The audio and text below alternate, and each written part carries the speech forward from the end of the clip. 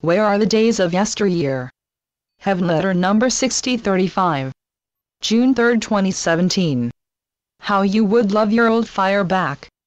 Once upon a time you were lit up, and you leaped ahead in life, running to keep up with your heart. At present, you may feel that your heart is lagging. This realization holds great sorrow for you. It is as if you are left hanging out, as if your heart had resigned, and you are left without any heart, a cold stone, as if your heart will no longer bounce up again, as if your heart has backed out of life and broken a contract. Your heart cannot abandon you this way. Your heart can't leave you in the lurch. No, not your heart. Without your heart regaled in full metal, you feel desolate. You can hardly swallow. You hadn't realized how important zest in your heart is and how dependent upon it you are. You are speaking of the speeded up enthusiasm that you once rushed to keep up with. Now it's like your heart lay itself down on the track and won't rally itself up. Now your heart seems to abandoning you for what? Where is the fervor of yesteryear? Can it be that your heart doesn't want to get up anymore? That in terms of revitalizing itself, your heart wants to excuse itself. You never thought your heart would lie down as if out of steam. This is your own true heart you are talking about. You remember well how you used to have to prance to keep up with your heart's desires, and now, sadly, your heart has retired and gone to pasture. This cannot be.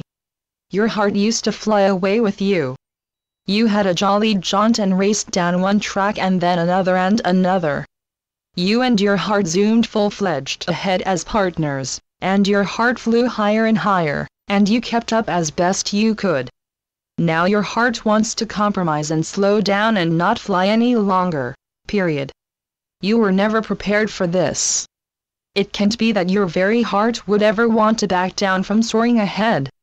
What can life be without the thrill of the chase? You never imagined that your heart would abjure.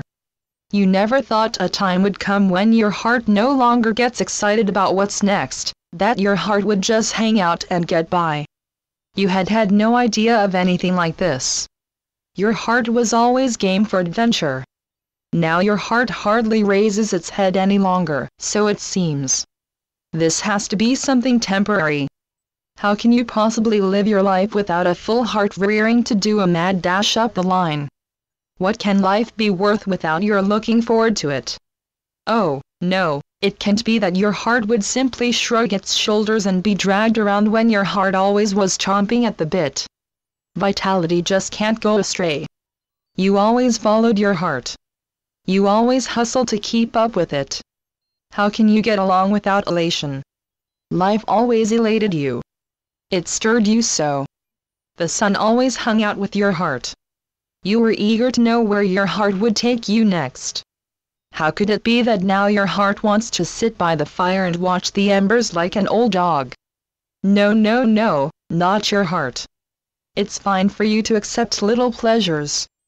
Be fine with that.